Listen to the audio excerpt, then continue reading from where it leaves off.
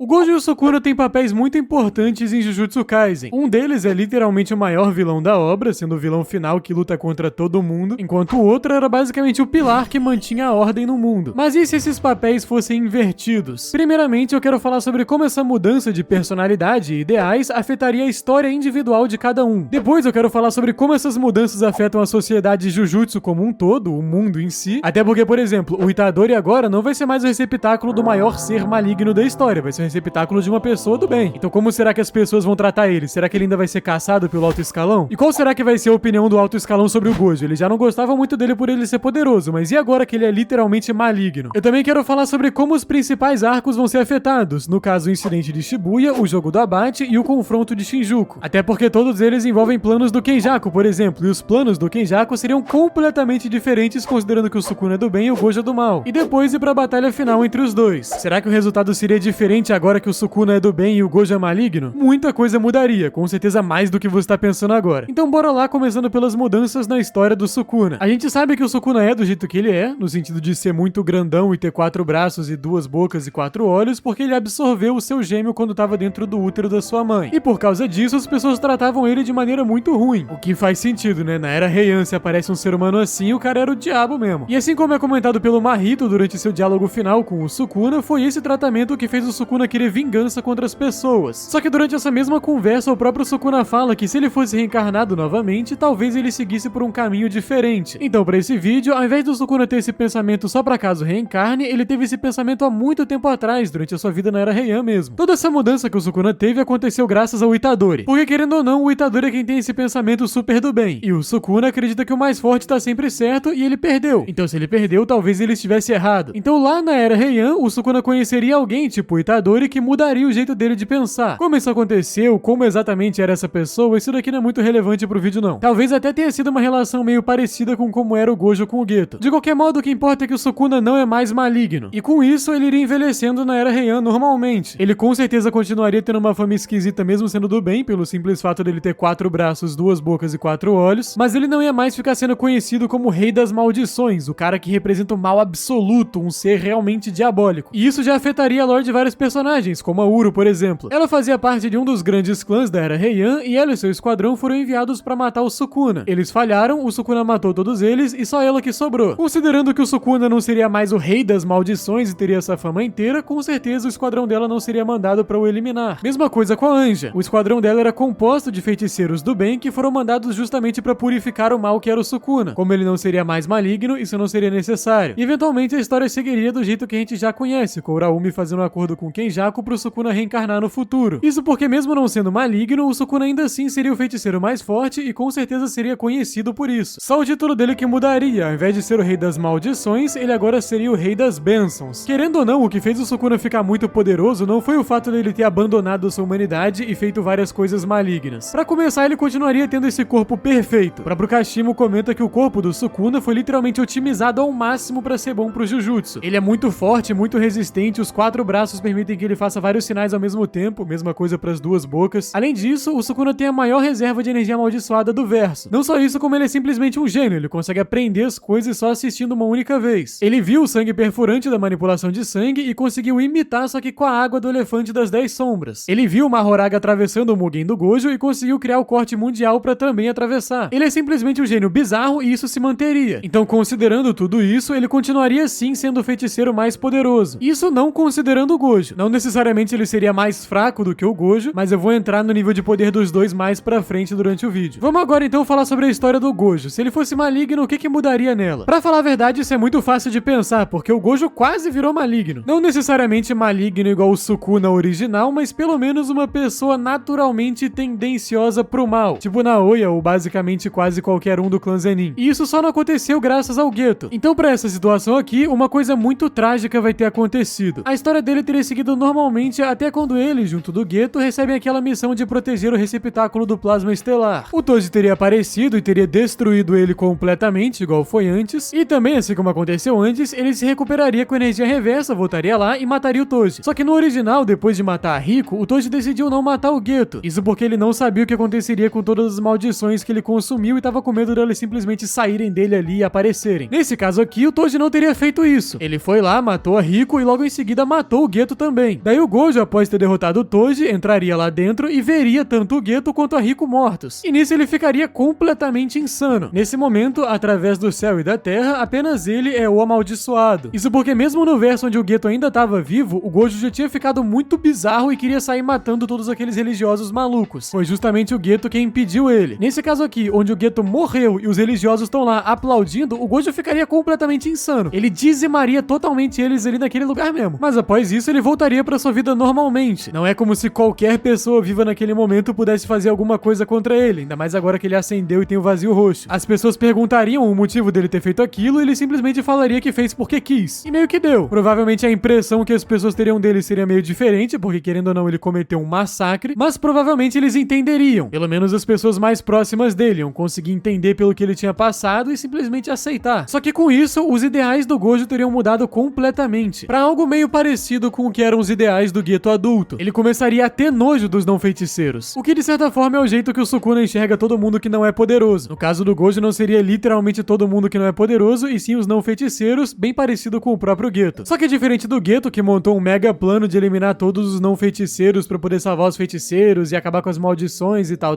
o Gojo não pensaria nisso, porque ele não é do bem. Não que o Geto fosse do bem, mas ele também não era um vilão, ele não era essencialmente maligno, ele queria fazer o bem pro seu povo. O Gojo não, ele não tá nem aí. Ele deixaria de se importar com os efeitos colaterais, ele destruiria prédios e cidades durante suas lutas e missões, e no geral, essas seriam as mudanças na história individual de cada um. Mas como que isso afetaria a sociedade Jujutsu como um todo? Cara, afetaria muito. Vamos lá. Na real, o Sukuna ter ficado do bem não mudaria tanto assim a sociedade em geral. Não é como se ele fosse um habitante normal que fica andando por aí e vive a vida normalmente. Ele tá preso dentro do Itadori, que inclusive vai continuar tendo sido criado pelo Kenjaku como receptáculo pro Sukuna. De qualquer modo, o que realmente teria um impacto muito grande na sociedade seria o fato do Gojo ser maligno. Apesar do Gojo ter devastado completamente vários seres humanos e de que toda missão que ele vai causa muitos efeitos colaterais e muito estrago, não teria muito o que a sociedade Jujutsu fazer contra isso. Não é como se desse pra simplesmente mandar a gente lá matar ele. Até porque ele não só é um cara muito poderoso, como ele também é o líder do clã Gojo. Só que mesmo que em Jujutsu padrão o Gojo também seja muito poderoso, pelo fato dele ser do bem, ele acaba sendo muito desrespeitado pelo alto escalão. Até mesmo quando ele não tava selado, os caras ainda não tratavam ele tão bem assim. Eles simplesmente não tomavam medidas drásticas porque tinham um certo medo dele. Mas sabiam que ele não faria nada drástico, então tanto faz. Nesse caso aqui não seria assim, eles respeitariam muito ele. Apesar dele não sair matando feiticeiros indiscriminadamente, ele ainda assim não teria uma bússola moral muito boa. Então qualquer um que desrespeitasse ele já seria eliminado. Então considerando tudo isso, a prioridade da sociedade Jujutsu seria diferente. Ao invés de buscar um certo nível de estabilidade, eles priorizariam ter mais feiticeiros. Seria necessário ter algum plano para caso uma hora o Gojo decida matar todo mundo sem motivo nenhum. Além disso, assim como o Gojo original, esse Gojo aqui também gostaria que tivessem mais feiticeiros poderosos. Uma mentalidade talvez até que parecida com a do Sukuna original, de querer ter seres muito poderosos para lutar contra ele, para ele não ficar entediado. Então talvez nesse mundo do Gojo maligno, os feiticeiros em geral sejam até mais poderosos do que no mundo normal. Só que também teriam bem mais feiticeiros malignos, inclusive também se aliando com maldições. Isso porque eles saberiam de que desde que eles não interferissem diretamente com o Gojo, eles poderiam meio que fazer o que eles quisessem. Já que no mundo original de Jujutsu Kaisen, era literalmente a existência do Gojo e o fato dele ser do bem que impediu os usuários de maldições de agirem. Então outros feiticeiros, tipo o Kusakabe, o Nanami e até mesmo a Yuki, teriam muito mais trabalho. Mas como que essa nova realidade afetaria os alunos das escolas de Jujutsu? Pra começar, o Megumi seria completamente diferente. Isso porque, considerando o ódio bizarro que o Gojo estaria sentindo pelo Toji por ter matado o Geto, ele não ia querer ir atrás de filho nenhum não. Ele não seria tenebroso ao ponto de simplesmente ir atrás da criança só pra matar ela, então ele ia só deixar ele lá e esquecer. E com isso, o Megumi seria adotado e criado pelo clã Zenin. E como ele tem as 10 sombras, ele seria muito bem tratado. Ainda mais bem tratado do que o próprio Naoya. E nessa realidade, inclusive, viraria um personagem completamente secundário e foda-se. O Megumi ia ofuscar ele completamente. Isso porque, considerando que o Gojo é super maligno e, no geral, uma ameaça, além do clã Gojo ser rival do clã Zenin, o Megumi tendo as 10 sombras é um potencial rival pro Gojo. Alguém que conseguiria chegar no mesmo nível de poder que ele e impedi-lo. Até porque no passado, há 400 anos atrás, o líder do clã Zenin, que tinha 10 sombras, batalhou contra o líder do clã Gojo, que tinha os 6 olhos e ilimitado, assim como o Satoru, e durante esse combate, ambos morreram. Então o clã Zenin veria no Megumi uma possibilidade de rivalizar o Gojo. Com isso, ele receberia o melhor tratamento de todos. Toda a parada envolvendo a irmã dele não aconteceria, eles simplesmente pegariam e pagariam uma faculdade ou alguma coisa assim para ela ter uma vida normal. Então o Megumi não teria toda essa personalidade depressiva que ele tem e com certeza seria muito mais arrogante. Eu acredito que ele seria até que parecido com o Naoya se você tirar completamente todo o ódio por mulher que o Naoya tem. Pegar só a arrogância e o ego do Naoya. Seria tipo isso que o Megumi seria. Daí beleza. beleza. Eventualmente o Gojo encontraria o Yuta e essa parte seguiria normalmente. A diferença é que como agora o Gojo é muito mais temido que originalmente, o alto escalão Jujutsu não vai ter nenhum ódio contra o Yuta, nem querer matar ele, nem nada do tipo. Daí ia passar mais um tempo até o momento onde o Itadori tava na escola e teve que consumir o dedo do Sukuna para lidar com aquela situação toda. As coisas seriam um pouco diferentes por causa da mudança que teve na história do Megumi, mas no final das contas os resultados seriam o mesmo. O Itadori ia consumir o dedo do Sukuna, o Sukuna ia possuir ele, matar as maldições, o Gojo apareceria e deu. Nesse caso, como o Sukuna é do bem, ele não ia imediatamente atacar o Gojo nem nada do tipo, ele também não ia rasgar a camisa e se perguntar onde estão as mulheres e as crianças, ele ia simplesmente ajudar o Itadori e depois devolver o corpo. Mas ainda assim, o Gojo colocaria o Itadori como um estudante da escola Jujutsu. Isso porque mesmo que o Sukuna não fosse conhecido como o rei das maldições, ele ainda seria conhecido como o feiticeiro mais poderoso da história. Então o Gojo teria interesse no Sukuna recuperar todos os dedos e batalhar contra ele. Do mesmo jeito que o Sukuna saía desafiando todo mundo que era poderoso simplesmente pelo gosto de lutar. Até mesmo o Gojo, quando era do bem, já tinha esse gosto aí pelo combate, então imagina ele agora nessa realidade onde é maligno e tá super entediado. E bom, será que o fato do Gojo ser maligno influenciaria a atitude e pensamento geral dos estudantes da escola Jujutsu? A resposta é não, porque apesar do Gojo ser o responsável por trazer vários alunos pra escola e ensinar uma coisa aqui e ali, ele provavelmente não seria um dos professores. Talvez ele pegasse pra ensinar algumas coisas pro Itadori, por exemplo, igual ele faz em Jujutsu, mas no geral ele não gostaria de ser um professor. E considerando que o Gojo não é mais um professor que tá ali constantemente vigiando os alunos, como será que a sociedade Jujutsu enxergaria o Itadori? Beleza que independente da situação eles não fariam nada com ele, porque como eu já falei, eles teriam muito medo do Gojo e o Gojo foi quem o trouxe, mas mesmo que ele não fosse de maneira alguma relacionado ao Gojo, ainda assim ninguém faria nada com ele. Isso porque nessa realidade o Sukuna não é maligno, ele não é o rei das maldições, então não tem por que temer. O motivo do alto escalão querer eliminar o Itadori é porque eles tinham medo do Sukuna possuir o corpo dele e fazer merda. Nesse caso, esse medo não aconteceria, muito pelo contrário. Eles iriam querer fortalecer o Itadori e conseguir o máximo de dedos do Sukuna possível para fazer com que ele recuperasse o seu poder inteiro. Isso porque o Sukuna seria reconhecido como um símbolo de bondade. Alguém que em meio da Era Heian, que era cheio de guerras e conflito entre os clãs, era um cara super do bem que nem matava os outros. Então ele recuperando o seu poder inteiro, talvez fosse alguém que conseguisse impedir o Gojo. Então o alto escalão Jujutsu acabaria grudando no Itadori e enxergando nele uma esperança. E talvez muitas pessoas nem soubessem que o Itadori era o receptáculo do Sukuna. Isso porque ele só ficou super famoso porque o Sukuna era o rei das maldições e ele era o receptáculo desse cara. Mas o mal absoluto tem muito mais impacto do que o bem absoluto. E bom, seria nesse ponto que o Sukuna de fato ia começar a entrar em jogo. Não necessariamente por ver que o Gojo é uma ameaça, mas simplesmente por ser do bem e querer ajudar o Itadori, que ele veria que também é do bem. Ele ia começar a ensinar tudo de Jujutsu que ele sabe pro Itadori. Não só coisas gerais, tipo expansão de domínio, controle de energia amaldiçoada, energia reversa e esse tipo, como ele também, sabendo que o Itadori herdaria sua técnica amaldiçoada, igual aconteceu originalmente em Jujutsu, ia ensinar sua técnica pro Itadori. E ele também evitaria ao máximo tomar controle do corpo, mas ainda assim tomaria quando o Itadori estivesse precisando de ajuda. Então naquela missão, quando eles encontram a maldição de grau especial, por exemplo, ele ia assumir o corpo, derrotar a maldição e deu. Sem toda aquela parada de arrancar o coração e ficar espancando o Megumi. E essas seriam as mudanças que teriam na realidade geral de Jujutsu. Agora vamos falar sobre como essas mudanças afetariam os três principais arcos, o incidente de Shibuya, o jogo do abate e o confronto de Shinjuku. Bom, primeiro eu tenho que falar do Kenjaku, já que basicamente todos esses arcos foram planejados e feitos por ele. Como nessa realidade o Gojo é maligno, o Kenjaku não enxergaria ele como uma ameaça que tem que ser selada, e sim como alguém útil que pode o ajudar. Então em algum momento do passado, enquanto ainda estava no corpo da mãe do Itadori, ele teria ido até o Gojo e o feito uma proposta. Ele diria pro Gojo que tem uma maneira de transformar todo mundo do planeta em um feiticeiro. E bom, o Gojo dessa realidade tem um ódio muito grande contra os não feiticeiros. Ele com certeza estaria pensando se valeria a pena ou não matar todos eles. Ele com certeza já teria conversado com a Yuki sobre alguma outra alternativa, mas o plano dela não tá muito avançado, então não teria muito não. Fora que o plano da Yuki é fazer com que a humanidade inteira perca energia amaldiçoada, e não o contrário. Ela nunca ajudaria o Gojo. Então o Kenjaku chegaria no Gojo e explicaria pra ele o seu plano com o jogo do abate. Ele não falaria nada sobre fundir todos os japoneses em um único ser, nem nada do tipo. Ele só contaria, obviamente, o que seria interessante do Gojo ouvir. O Gojo provavelmente não faria muita questão de saber como que o Kenjaku executaria o jogo do abate na prática, ou talvez ele até tivesse curiosidade, mas o Kenjaku não ia querer falar, já que ele não ia querer confessar que ia pegar o corpo do Geto e usar a manipulação de maldições, porque mesmo que ele não ativamente ficasse no corpo do Geto, com certeza o Gojo não ia querer nem que ele olhasse pro corpo do Geto, mas com o Kenjaku fazendo um voto vinculativo pra garantir que ele faria aquilo e que não trairia o Gojo, com certeza o Gojo concordaria. E após isso ele iria até o Alto Esquadrão Jujutsu e exigiria que eles negociassem com o governo japonês para que os feiticeiros dominassem tudo, pelo menos pelas sombras, como se fosse uma ordem secreta mesmo que manda na parada, e o governo seria só o que estaria ali pra ser a face. Não só isso, como criar algum tipo de hierarquia onde os não feiticeiros teriam que servir os feiticeiros. E era basicamente o jeito que o Geto os tratava, né? Tinha uns primários primatas que coletavam dinheiro, os primatas que coletavam maldições. Seria tipo os bilionários comparados aos pobres. Ou como você vê como a lei não vale pra alguém que tem um cargo muito importante. O cara pode cometer vários crimes e nada acontece. Só que a população normal ainda não saberia dos feiticeiros. Daí, eventualmente, chegaríamos no dia 31 de outubro, quando aconteceu o evento de Shibuya. Nesse momento, o Gojo estaria ocupado com uma outra coisa que eu vou comentar em breve e não poderia ir. Com isso, os estudantes da escola de Kyoto e de Tóquio se juntariam pra ir lá impedir a ameaça. Originalmente, em Jujutsu Kaisen, a escola de Kyoto só foi chegar muito depois. E considerando que o Yuta estaria junto, eles com certeza derrotariam as maldições. O único vilão que não morreria ali seria o Chozo pelo mesmo motivo de antes. Ele ia estar lutando contra o Itadori, ia perceber que é seu irmão e ia acontecer aquela coisa toda. Inclusive, mesmo caso você ache que eles não conseguiriam derrotar as maldições nem com o Yuta, com o Sukuna do bem ajudando, eles definitivamente conseguiriam. E obviamente muitos civis morreriam, mas não seria igual no original, onde o Sukuna destruiu tudo com a expansão e com a chama divina. Então o estrago seria bem menor. E daí aqui temos uma coisa interessante. Nessa realidade, o Kenjaku não pode pegar o corpo do Geto. Com certeza o Gojo ficaria muito puto e mataria o Kenjaku se ele visse que o Kenjaku possuiu o Geto. Só que nós também sabemos que o Kenjaku consegue utilizar a técnica de outros corpos que ele já pegou. Não dá pra saber de quantos corpos do passado ele consegue utilizar a técnica, mas dá pra saber que ele consegue. Ele então eventualmente teria pego o corpo do Geto, mas depois disso trocou pra algum outro corpo, sem o Gojo saber. Então mesmo nesse novo corpo, ele conseguiria usar a manipulação de maldições do Geto. Só que ele não precisa falar isso pra ninguém. Então depois que o Mahito fosse derrotado, ele usaria a manipulação de maldições pra absorver o Mahito e assim iniciar o jogo do abate e seguir com um plano igual normal. Ele só faria isso de maneira mais escondida. Com certeza ele teria algum método. E enquanto isso tudo do evento de Shibuya estava acontecendo, do nada a existência dos feiticeiros seria divulgada pra todo mundo. Vocês lembram que eu comentei que o Gojo estava ocupado com uma outra coisa? Então vamos voltar para um pouquinho antes do evento de Shibuya. Enquanto estava tendo as negociações com o governo japonês, o Gojo ficaria sem paciência e simplesmente apareceria lá querendo mandar em todo mundo. Só que é aquela coisa, o governo japonês não faz a mínima ideia de quem ele seja. Talvez os representantes da sociedade Jujutsu tenham comentado, mas ainda assim, os caras vão ter uma dificuldade de acreditar no verdadeiro nível de poder do Gojo até que eles presenciem. E bom, no Japão, na região de Kanto, existe uma super mega base militar estadunidense. Para provar o seu poder e superioridade e até onde ele tá disposto a ir para mudar o mundo como é hoje em dia, o Gojo iria lá e devastaria completamente essa base. E como isso teria acontecido algumas poucas horas antes do incidente de Shibuya, as notícias disso já teriam espalhado pro mundo todo. Obviamente o Gojo ia querer continuar escalando isso e ao mesmo tempo os Estados Unidos não ia recuar. Só que com o tempo eles iam vendo que literalmente nenhuma arma funciona contra o Gojo, não tem como ultrapassar o Mugen. Eles também não entendem direito como a energia amaldiçoada funciona, já que ela basicamente só existe no Japão. É bem possível que eventualmente eles até aprovassem o uso de armas nucleares. E nisso tacariam uma nuke no Gojo, o que não funcionaria, porque o Gojo conseguiria simplesmente jogar um vazio roxo na nuke e literalmente deletar ela. Ele também conseguiria se teletransportar pra qualquer lugar fora do alcance, e mesmo que ele não fizesse nada e ficasse parado, ele não seria afetado. Como já vimos durante a luta dele contra o jogo, explosões, rajadas de fogo, esse tipo de coisa simplesmente não ultrapassam o Mugen. Talvez ele pegasse radiação, mas não tem muito como a gente saber como isso funciona. Como que a radiação e a energia amaldiçoada interagiriam entre si. Se ele conseguiria usar a energia reversa pra lidar com a radiação e com doenças, e enfim. Também dá pra saber se a radiação afetaria o corpo dele, considerando que ele é muito superior a um ser humano normal. Ele é muito mais resistente que um ser humano normal. É tipo, sei lá, o Capitão Pátria de The Boys. Colocaram ele numa sala com urânio, ele ficou lá, mas não morreu. Não que o Gojo seja resistente igual o Capitão Pátria, mas deu pra entender meu ponto. E bom, durante essa luta inteira que teve do Gojo contra os Estados Unidos, todo mundo ficou sabendo da potência dos feiticeiros. Não que todos eles sejam fortes igual o Gojo, mas com certeza ele ia passar uma impressão muito grande. E com isso, vários lugares iam ficar devastados, porque o Gojo lutando ia causar um estrago muito grande. Solta um azul que derruba vários prédios, solta um vermelho que derruba mais prédio ainda, e solta um roxo que derruba 10 vezes mais prédio que esses dois, fora as bombas e coisas assim dos Estados Unidos. E nisso, os feiticeiros Jujutsu em geral, que são do bem, perceberiam que o Gojo realmente passou dos limites e que eles precisam impedir. O cara literalmente estava para começar a Terceira Guerra Mundial. Isso no caso se os Estados Unidos não se rendessem, mas eles com certeza se renderiam quando o Gojo tivesse ignorado ou deletado uma bomba nuclear. De qualquer modo, com isso, o Gojo teria tomado o controle do Japão. E daí, aquilo que eu falei anteriormente estaria sendo colocado em prática. Os feiticeiros sendo basicamente o alto escalão da sociedade e os não feiticeiros sendo basicamente bosta, os primatas. E com isso nós passamos pro jogo do abate. Como dessa vez ele é aliado do Kenjaku, o Gojo não iria atrapalhar ou tentar impedir o jogo do abate. E seria mais ou menos nesse período onde a Uraumi chegaria até o Itadori. Ela sentiria a energia do Sukuna nele e com isso ofereceria ajuda. Até porque, querendo ou não, ele ainda seria o maior aliado do Sukuna, que basicamente o adotou. Além disso, o Megumi na história original entrou no jogo do abate por causa da sua irmã, que foi marcada pelo Kenjaku. Nesse caso aqui, como a história da sua irmã foi completamente diferente, ela não teria sido marcada pelo Kenjaku. Então ele não estaria todo depressivo nem nada do tipo. Mas ainda assim ele entraria no jogo do abate como líder e representante do clã Zenin. Inclusive, no mangá de Jujutsu Jujutsu Kaisen, o Kenjaku convida várias forças militares de outras nações para fazer parte do jogo do abate. Isso porque ele quer os utilizar como combustível para aquela mega fusão. Nesse caso aqui, ele não precisaria fazer isso, porque toda aquela batalha do Gojo contra os militares que ocasionou em muitas mortes teria acontecido após o começo do jogo do abate. E considerando tudo que eu já falei no decorrer desse vídeo, teriam muito mais feiticeiros e usuários de maldições nesse universo aqui. Então com certeza teriam muito mais participantes que conseguem lutar no jogo do abate e teriam muito mais lutas em geral. E originalmente, o objetivo dos personagens para entrar no jogo do abate era para tirar o Gojo do selamento e salvar a irmã do Megumi. Nesse caso agora, o objetivo seria para simplesmente parar o Kenjaku e o Gojo, que é o seu aliado. Obviamente não seria toda a sociedade Jujutsu que estaria fazendo isso. Muitas pessoas com certeza concordariam com o Gojo, do mesmo jeito que tinham pessoas que concordavam com o Geto e até com o Sukuna. Mas o grupo principal de personagens, Megumi, Itadori, Yuta, Maki, Nobara, Todou, sei lá, essa rapaziada toda aí entraria do mesmo jeito normalmente. Inclusive vale comentar que graças a um efeito borboleta, a Nobara e o Mekamaru estariam aí tranquilos. O Mekamaru porque não teria necessidade de ter um traidor na escola Jujutsu quando o Kenjaku já era aliado do Gojo, então ele simplesmente continuaria fudido lá na banheira controlando os robôs. E a Nobara porque o incidente de Shibuya teria desenrolado diferente, então o Mahito não teria colocado ela num coma. O único personagem que estaria fazendo parte do grupo principal e entrando no jogo do abate que seria diferente do original é o Uraumi, e agora estaria aliado aos rapazes do bem. E o Chozo e o Yuki continuariam lá vigiando a Tengen para caso o Kenjaku fosse invadir. E uma boa parte do jogo do abate se desenrolaria bem parecido. A diferença seria quando eles encontrassem o Kashimo, porque todo o objetivo do Kashimo, o motivo dele ter reencarnado é para conseguir lutar contra o Sukuna, que era o feiticeiro mais forte da história, e finalmente ter um desafio. Ele não se importava se o Sukuna era do bem ou do mal, ele só se importava que ele era o mais forte. Então no momento que ele soubesse que o Sukuna estava dentro do Itadori com 15 dedos, ele com certeza atacaria o Itadori. Daí nisso, o Sukuna, não tendo nenhuma outra opção, possuiria o corpo do Itadori e derrotaria o Kashimo. Considerando que ele tá só com 15 dedos e não tá na sua forma original, provavelmente seria uma luta disputada quando o Kashimo ativasse a besta mítica Âmbar. Mas ainda assim, o Sukuna ganharia e se recusaria a matar o Kashimo, que morreria para a própria técnica. E depois disso, teremos a luta do Kenjaku contra Yuki. A luta não aconteceria exatamente igual aconteceu no mangá, porque aqui ele não estaria no corpo do Geto, mas ainda assim seria bem parecido, já que ele não precisa estar no corpo da pessoa para conseguir usar a técnica dela. Apesar de que ele tem um limite de quantas técnicas ele consegue usar para o cérebro dele não ficar sobrecarregado. De qualquer modo, em nenhum momento nos é falado qual é esse limite. Tem muita gente que acredita ser só 2, porque ele usa a técnica do Geto, que é o corpo atual, e da mãe do Itadori, que é o corpo antigo, mas ele simplesmente pode não ter tido utilidade para nenhuma outra técnica. E de qualquer modo, considerando a idade que ele tem, o quão avançado ele é, o quanto ele entende de votos vinculativos, ele com certeza consegue controlar isso muito bem. Então, sabendo que eventualmente teria que lutar contra a Yuki, que ela é extremamente poderosa e a natureza da técnica dela, ele com certeza deixaria guardado a técnica da mãe do Itadori para conseguir a counterar. Daí beleza, ele derrotaria Yuki e pegaria Tengen igual no normal. E com isso ele daria sequência ao seu plano. E daí que vem uma questão muito interessante, porque o plano original do Kenjaku é fundir todo mundo. Enquanto isso, o plano do Gojo maligno é fazer com que todo mundo seja feiticeiro. Então como que fica a situação agora? O Kenjaku tá enganando o Gojo? Teoricamente ele nem poderia fazer isso, graças ao voto vinculativo que eu disse que eles fariam. Mas a realidade é que o Kenjaku consegue burlar os votos vinculativos ao trocar de corpo. Ele mesmo já disse isso. Então no momento em que ele saiu do corpo da mãe do Itadori, ele não precisa mais cumprir com o voto vinculativo que ele fez com o Gojo. De qualquer modo, considerando o desenrolar das coisas, ele estaria mais do que feliz de seguir com o plano do Gojo de transformar todos os seres humanos em feiticeiros. Porque no momento em que todo mundo virasse feiticeiro, ele conseguiria fazer uma coisa ainda mais interessante do que seu plano atual. Bom, de qualquer modo, o plano no momento é usar a energia do jogo do abate para expandir as barreiras da Tengen para o mundo inteiro e fazer com que a energia amaldiçoada pare de ser algo basicamente exclusivo do Japão. Daí quando estivesse chegando no final do jogo do abate, o Gojo entraria. Só que diferente do Sukuna, ele não ia simplesmente querer matar todo mundo. Até porque o tipo de maldade dele é diferente do tipo de maldade do Sukuna. Ele quer que tenham feiticeiros mais fortes para rivalizar com ele. É basicamente o pensamento do Gojo original, que queria feiticeiros mais poderosos, só que distorcido, né, com um objetivo diferente. Então ele chega e oferece pra rapaziada um confronto final em Shinjuku, sendo transmitido pro mundo inteiro assistir, tipo o que o Cell fez em Dragon Ball. E ele decide fazer esse evento no dia 24 de dezembro, que vai ser o dia onde finalmente todos os não feiticeiros vão ser obrigados a se tornarem feiticeiros. Ele basicamente chama todo mundo pra lutar contra ele e fala que ele vai derrotar todo mundo que vier, na clássica arrogância e orgulho do Gojo. E só pra deixar as coisas mais interessantes, ele até dá os dedos do Sukuna que estavam faltando pro Itadori chegar no auge do poder. E com isso a gente entra naquele arco de treinamento onde a rapaziada tava se preparando pra lutar contra o Sukuna. Só que nesse caso aqui seria a rapaziada se preparando pra lutar contra o Gojo, sendo que o Sukuna seria quem estaria treinando eles. E considerando o tanto de conhecimento que ele tem, o fato dele conseguir aprender as técnicas basicamente só de olhar, ele conseguiria muito facilmente entender a técnica de todo mundo e otimizar. Além de que pelo fato dele ser muito forte, ele poderia literalmente lutar contra todo mundo ao mesmo tempo, meio que simulando a batalha contra o Gojo e treinando essa energia deles em equipe. Com isso, os personagens dessa nova versão sairiam desse arco de treinamento consideravelmente mais poderosos do que eles saíram do arco de treinamento da versão original. E agora a gente chega no arco final de Shinjuku. O plano seria basicamente o mesmo, só que ao contrário. A luta ia começar com o Sukuna lutando contra o Gojo, de que o Sukuna é disparadamente mais poderoso que todo mundo ali, e se ele ganhasse, show de bola, tá resolvido. E se ele perdesse, todo mundo juntaria em cima do Gojo, que estaria bem enfraquecido. E com isso teremos a luta do Gojo maligno contra o Sukuna do bem. O rei das bênçãos contra o amaldiçoado. Vamos lá, pra começar, o nível de poder deles não é tão diferente de como era em Jujutsu original. A única diferença seria que o Gojo, por não ter que se preocupar com a destruição e com como ele vai afetar negativamente outras pessoas, poderia lutar com 100% do seu poder. Enquanto o Sukuna, que não gostaria de matar ninguém e se importa muito com os outros, ia ter que lutar se contendo na maioria das situações pra não acabar ferindo alguém inocente. Só que nesse confronto em específico, que é num local completamente isolado e preparado, que não teriam civis aleatórios interferindo, isso não seria um problema. Então ambos estão basicamente tão fortes quanto em Jujutsu original. Só que a situação é bem diferente, porque aqui o Sukuna não tá no corpo do Megumi. Toda a luta do Sukuna contra o Gojo envolveu no Sukuna usando as 10 sombras e o Mahoraga pra conseguir entender como atravessar um Mugen e assim ganhar do Gojo. E é inegável que o Sukuna, quando tava na forma do receptáculo, era mais fraco do que o Gojo. O Sukuna na forma da Era Heian é outra coisa, eu me refiro ao Sukuna na forma do hospedeiro mesmo. E o Itadori nem tem técnica. Então o Sukuna no corpo dele tá literalmente sendo nerfado a troco de nada. Então a melhor estratégia possível seria ele lutar o máximo possível na forma do Megumi e depois, quando ele tivesse pra morrer, encarnar ali com a sua forma verdadeira, pra se recuperar completamente e aí sim tá apto de verdade a lutar contra o Gojo. Ele lutaria o máximo que conseguisse na forma do Itadori só porque o Gojo não saberia que ele consegue encarnar na sua forma verdadeira se recuperando completamente. Então ele faria o Gojo se cansar um pouco, exaurir sua expansão de domínio e coisa do tipo, basicamente à toa. Mas ainda assim, como eu falei, ele estaria tomando um caralho muito grande em comparação a como ele estava possuindo o corpo do Megumi. De qualquer modo, isso que eu falei agora seria a estratégia ideal, mas isso não seria possível. Isso porque nesse cenário em específico, o Sukuna provavelmente não conseguiria encarnar. Vamos lá, como funciona essa encarnação? Para conseguir entrar na sua forma verdadeira, ele precisa sobrescrever a alma do receptáculo e remodelar o seu corpo. Isso foi muito fácil de fazer no Megumi, primeiro porque o corpo do Megumi é bem porcaria, e segundo porque ele já tinha quebrado completamente a alma do Megumi. Ele literalmente usou o corpo e a técnica do Megumi pra matar a própria irmã, depois ele usou a técnica do Megumi pra conseguir derrotar o Gojo, fora o fato de que ele já tinha usado o corpo do Megumi antes pra lutar contra seus amigos, então o Megumi já tinha literalmente desistido completamente, por isso que foi fácil dar um overpower na sua alma. Só que não teria como fazer isso no Itadori. Primeiro porque o Sukuna não teria feito nada de ruim com o Itadori, a alma do Itadori teria completamente intacta. Segundo porque o corpo do Itadori é infinitamente superior ao corpo do Megumi, não só no sentido de força, resistência e velocidade, mas no sentido de que ele foi literalmente criado pra conter o Sukuna. Então o Sukuna não ia conseguir tomar o controle assim e reescrever o corpo, mesmo que o Itadori permitisse. A única possibilidade seria se o Sukuna fosse colocado no corpo do Megumi e daí quebrasse a alma do Megumi de alguma forma pra conseguir essa vantagem contra o Gojo. Só que considerando que ele é do bem, ele se recusaria a fazer isso, mesmo que ele fosse lutar com desvantagem. Então ele acabaria perdendo pro Gojo. Esse Gojo aqui tem 100% da força do Gojo original de Jujutsu, se não um pouco mais por ser maligno, tipo 5, 10% a mais. Enquanto isso, o Sukuna preso no corpo do Itadori teria no máximo 80% da sua força original. E se com 80% mais as 10 sombras e o Mahoraga, que são muito poderosos, ele ainda assim quase perdeu pro Gojo, com 80% e sem nada adicional, só 80% mesmo cru, ele não conseguiria ganhar de maneira alguma. No momento que ele fosse atingido pelo vazio ilimitado e não tivesse o Mahoraga pra o ajudar, ele perderia. Só que ainda assim o Itadori continuaria normal. O Sukuna absorveria o dano inteiro do vazio ilimitado na sua alma e deixaria a alma do Itadori intacta. Com isso, o Itadori ainda conseguiria lutar normalmente. Enquanto isso está acontecendo, o Takaba e o Yuta conseguem derrotar o Kenjaku exatamente igual acontece normalmente em Jujutsu original. E daí agora começa a luta de todo mundo contra o Gojo. Nesse ponto, o cérebro do Gojo já estaria torrado por causa da luta contra o Sukuna e as várias expansões de domínio, então ele não conseguiria mais expandir. Com isso, o Higuruma expandiria seu domínio. E como o Gojo não tem nenhuma ferramenta amaldiçoada, ele teria sua técnica confiscada, ficando assim só com os 6 olhos sem o ilimitado. Além disso, como o Gojo cometeu coisas terríveis dizimando o exército estadunidense e no geral sendo muito maligno ao longo de sua vida, ele tomaria pena de morte. O que assim como foi contra o Sukuna não seria um problema enorme, porque o Gojo continuaria tendo a sua energia amaldiçoada e os 6 olhos. E com isso ele tranquilamente conseguiria matar o Higuruma e se livrar da espada do carrasco e da restrição na sua técnica. Um único soco reforçado com sua energia amaldiçoada já conseguiria deitar o Higuruma já. Até o Sukuna tava sofrendo. O povo tende a subestimar muito o Gojo sem o Mugen, mas não, rapaziada, o Gojo é muito